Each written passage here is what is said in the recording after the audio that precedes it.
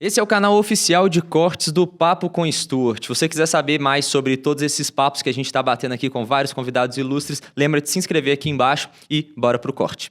Vamos falar de varejo? Bora falar de varejo. Eu queria começar trazendo a pauta do seguinte: muita gente acha que varejo é aquela história daquelas maiores empresas, Magazine Luiza, Via Varejo, Americanas e tudo mais. Só que varejo vai muito além disso. A gente tem muitos outros segmentos dentro do varejo. Eu queria que você contasse um pouquinho pra gente quais são esses outros segmentos de tudo isso que a gente pode, de fato, considerar varejo, né? Tá, vamos lá. Primeiro que o varejo é a base de qualquer economia. A gente tem como uma das primeiras atividades econômicas o varejo. Desde a Idade da Pedra, a gente começa a ter indícios do varejo ali. E o varejo não é muito aquilo que a gente está acostumado, né? O varejo, a grande parte dele é o varejo de rua, que a gente costuma ver assim no centro de cidade. Aquilo dali é a grande massa do país inteiro, é aquele varejo que você está passando literalmente na porta da loja, você viu alguma coisa que você gostou, é sem planejamento, a maioria, você vai e compra.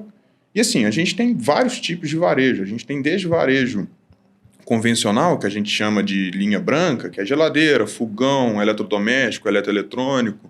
A gente tem varejo de material de construção, a gente tem varejo de comida, que entra supermercado, entra hipermercado. Uma tendência nova, que é o atacarejo, né, que juntou os dois.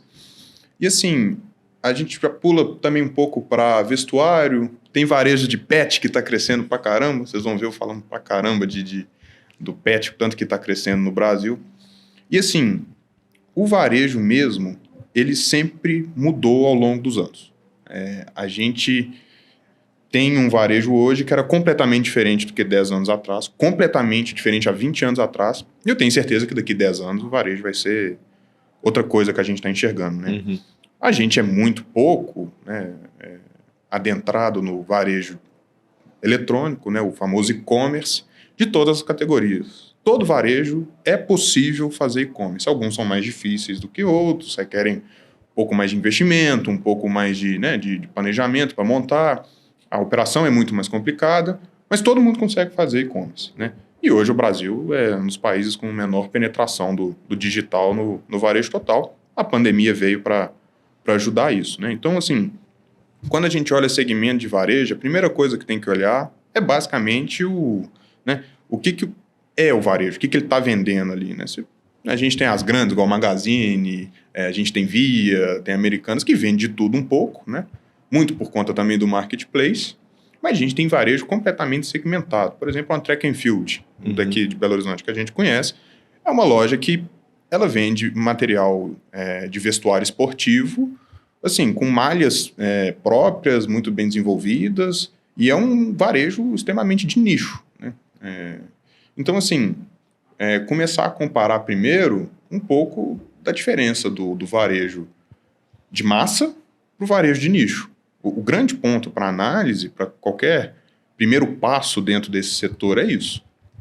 Não, com certeza. Até porque a gente não pode comparar aquela história de maçã com banana, né? A gente tem o grande varejo, que é como se fosse o guarda-chuva, só que por baixo do guarda-chuva a gente tem todos os outros segmentos. Então não faz sentido a gente comparar uma Pets da vida com Magazine Luiza, porque são modelos de negócios completamente diferentes, né?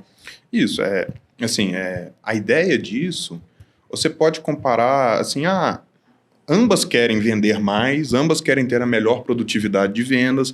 Às vezes elas disputam uma loja no centro de uma cidade, uma praça ali, um ponto ali que é muito bom, mas é aquela, né? Tem alguns varejos que estão sempre variando ali com inflação e PIB, e já tem algum varejo que varia de acordo com o crescimento populacional. Assim, na hora que você for analisar, você vai ver que tem uma diferençazinha. Cada um ali, ele tem alguns pontos, algumas particularidades disso. Quando a gente puxa até por múltiplo, a gente, vou comparar aqui empresa de varejo por múltiplo. Se você pegar o múltiplo de Magazine Luiza, lá no raio de Magazine Luiza, e julgar em Carrefour, o Carrefour ia estar de graça. É muito diferente, né? A maturidade da empresa de varejo tem que ser levada em conta. A gente tem empresas que crescem pra caramba, a gente tem uma tendência de e-commerce muito forte. Então, a gente tem Magazine, Mercado Livre, Via, B2W, deslanchando por conta disso. E a gente tem também ali o food retail, que é o varejista ali, que a gente tem Carrefour, Açaí, Grupo Mateus e Pecar, que é Pão de Açúcar. Esse pessoal não cresce no mesmo ritmo que o e-commerce cresce, que a Magazine Luiza cresce. Então, se eles não estão crescendo no mesmo ritmo, eles não podem ter um múltiplo tão esticado, um múltiplo que justifique aquele crescimento igual Magalu e Meli tem. Então, é muito por conta disso. Com certeza. A gente não pode comparar múltiplos de empresas diferentes que estão com crescimentos diferentes. Até porque quando a gente compara, por exemplo, um preço sobre lucro, quando aquele preço sobre lucro está muito esticado, muitas vezes é porque o mercado ou enxerga uma qualidade muito forte naquela empresa e o que é de qualidade é justo você pagar mais caro do que algo que não é de qualidade e, ao mesmo tempo, pode ser um outro fator, que é justamente o crescimento. Quando você espera um crescimento futuro muito acelerado, muito forte daquela empresa nos próximos anos, naturalmente faz sentido você pagar um pouco mais caro porque aquele crescimento vai justificar aquele preço que você está pagando, né? Então, você precisa de fato saber qual que é o estilo daquele negócio que você está comprando. É uma empresa de crescimento? É uma empresa que já está consolidada? É uma empresa que está num estágio de maturação já mais elevado, que não tem mais tanto para onde crescer? É uma empresa que está investindo muito em tecnologia, em e-commerce, tem essa avenida de crescimento também? Então é mais ou menos por aí, né? Isso, até o ponto bacana que você comentou, avenida de crescimento. O varejo sempre foi aquela coisa assim, olha, eu tenho que vender quantidade. Assim, em resumo, o varejo tem uma margem mais apertada, né? O cara tem que fazer um volume para aí tirar uma margenzinha pequena e o cara conseguir pagar as contas, ter lucro e colocar dinheiro no bolso do sócio. A ideia é isso mesmo. Com o passar do tempo, cada vez mais avenidas de crescimento vão agregando e-commerce.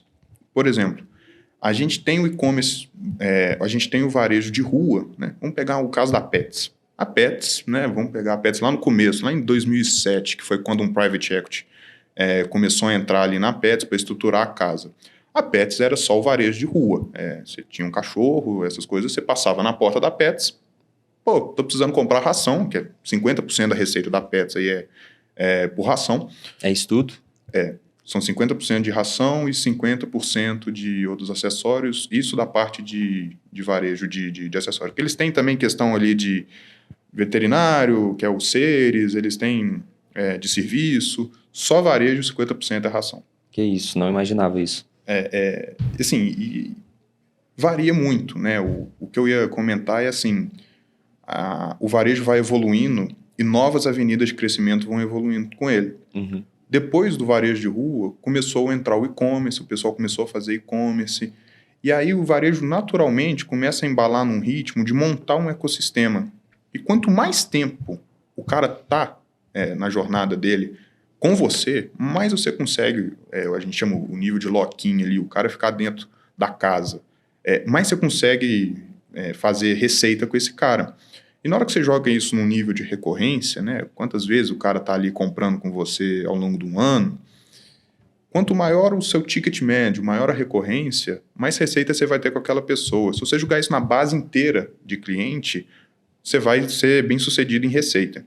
Então, e, consequentemente, em fluxo de caixa e no valor da empresa isso, no final do dia. Você consegue ter uma previsibilidade de fluxo de caixa, ele não é tão arriscado, né? Quando você vai descontar ele para fazer o valuation, até muito questão de múltiplo, por que tem múltiplo esticado, você pega a Magazine Luiza. Grande parte do valor de Magazine Luiza está na perpetuidade, né? A maioria dos modelos pegam 5, 10 anos ali, no máximo 15 anos no modelo de fluxo de caixa descontado, e você olha, 70%, 65% do valor de Magazine está lá na perpetuidade. E Magazine é um case até muito interessante, é um dos melhores cases de varejo que tem o Brasil. Não sei se você sabe, mas em 1999, Magazine deu os primeiros passos no e-commerce, eles comentam que em 99 os caras abriram o e-commerce dele. Putz, 99, cara, eu tinha 1 ano de idade, não tinha internet em casa, não tinha telefone lá em casa. E os caras tentando vender no e-commerce. Eles sempre foram muito pioneiros nisso, pioneiros também que eles falam na questão da omnicanalidade, né, de entregar o produto, entregar o físico e o digital. Mas o que é bacana? O que promoveu o varejo aqui no Brasil, principalmente, E isso é coisa do Brasil, isso é mercado brasileiro. Uhum. Né? O que a gente conhece do famoso carnê da Casas Bahia. Né? A possibilidade de crédito fez com que o varejo do Brasil crescesse num ritmo muito mais acelerado que qualquer outro lugar do mundo. Por quê? A gente tinha um pessoal, né, assim, a classe B, C e D ali, um pessoal que é o grande volume da nossa pirâmide econômica aqui no Brasil, e eles estavam consumindo, e o crédito veio como uma mão na roda para esses caras continuarem consumindo e terem recorrência. A grande palavra é recorrência.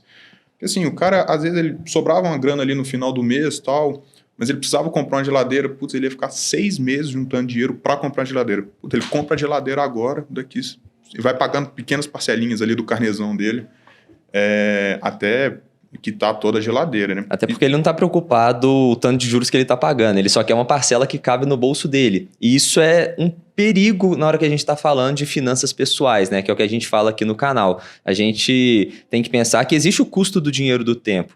Então, quanto maior o prazo que a gente vai pagar, por exemplo, um empréstimo, um financiamento, um carnê, maior vai ser a quantidade de juros que a gente está pagando. Por mais que a parcela seja muito pequena e cabe no bolso, na hora que você vai ver, você está pagando muito mais por aquele bem só porque você está antecipando aquela decisão de consumo. Se você gostou desse corte, provavelmente você vai gostar de algum desses outros dois que estão aparecendo aí na tela para você. Então lembra de deixar um comentário falando o que você achou, alguma sugestão de convidado também e deixa seu like. Se inscreve no canal e eu te vejo no próximo corte.